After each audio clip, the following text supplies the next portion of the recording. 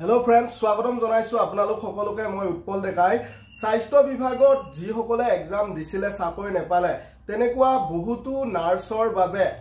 বৰ্তমান সময়ত 550 টা নাৰ্ছৰ পোষ্ট মুকলি হৈছে আৰু ক্লাছ 10 লেভেলৰ যি সকল ল'ৰা ছোৱালী আছিলে সেই ক্লাছ 10 লেভেলৰ ল'ৰা ছোৱালী সকলৰ বাবে 146 টা ল্যাব এটেন্ডেন্ট পোষ্ট মুকলি হৈছে আপোনালোকে আবেদন অনলাইন যোগে কৰিব লাগিব হাতত কিন্তু সময় কম মাত্ৰ 6টা দিন আছে আজি 18 অক্টোবৰত ভিডিওটি প্ৰস্তুত কৰা হৈছে লাষ্ট ডেট 23 অক্টোবৰ হয় আপোনালোকে যদি আবেদন কৰিম ভাবিছে ভিডিওটি শেষলৈকে চাব আৰু যি সকলে এবাৰ স্বাস্থ্য বিভাগৰ এক্সামত বিফল হল তেওঁলোকে চিন্তা কৰিব নালাগে যেহেতু নৱেম্বৰ মাহতে পুনৰ স্বাস্থ্য বিভাগৰ এডিআৰইৰ পুলিচৰ ভ্যাকেন্সি নতুনকৈ অহা কথা যিখিনি এক্সাম গৈ নেকি 2024ত অনুষ্ঠিত 26ত অনুষ্ঠিত হ'ব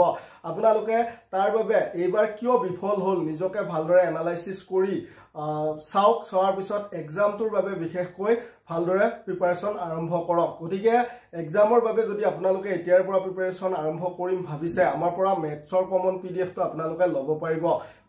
মেথছে যেহেতু এক্সাম বিলাক বেয়া কৰায় বন্ধু বান্ধৱীসকল মেথছৰ কমন পিডিএফ টোৰ বিশেষত্ব হল আমাৰ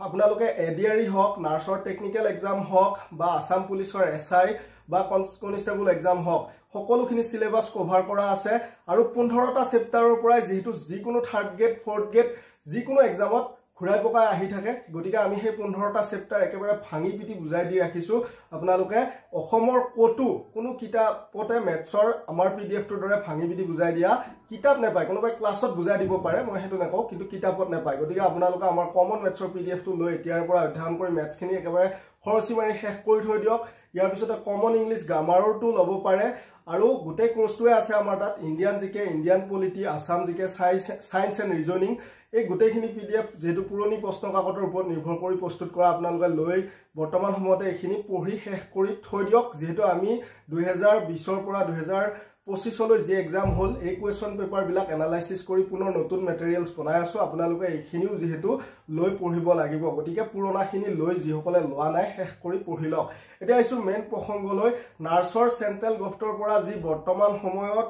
550 ভ্যাকেন্সি আহিছে এই 550 ভ্যাকেন্সিত সকলোৱে আবেদন কৰিব নোৱাৰে যি সকলে বিএসসি নাৰ্ছিং পাস কৰিছে তেওঁলোকেহে আবেদন কৰিব পাৰিব আৰু ল্যাব এটেন্ডেন্টৰ যি 146 পোষ্ট আছে ইয়াতে কিন্তু ক্লাছ 10 লেভেলৰ সকলো ক্যান্ডিডেটে আবেদন কৰিব পাৰিব সমস্যা এটাই বন্ধুসকল এইসমূহ পোষ্টৰ এপ্লিকেশন ফি টো 1500 টকা হয় সেন্ট্ৰেল গভৰ্ণমেন্টৰ হয় ডিপাৰ্টমেন্ট যদি আপোনালোকে চাই তেতিয়া হলে কি ডিপাৰ্টমেন্টে মুকলি কৰিছে national education society for tribal students কিন্তু যদিও national education society tribal students ডিপাৰ্টমেন্টে মুকলি কৰিছে অল অসমৰ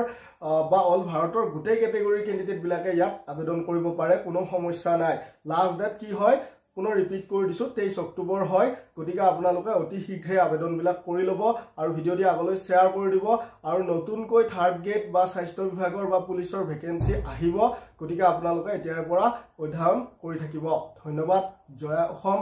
জয় হিন্দ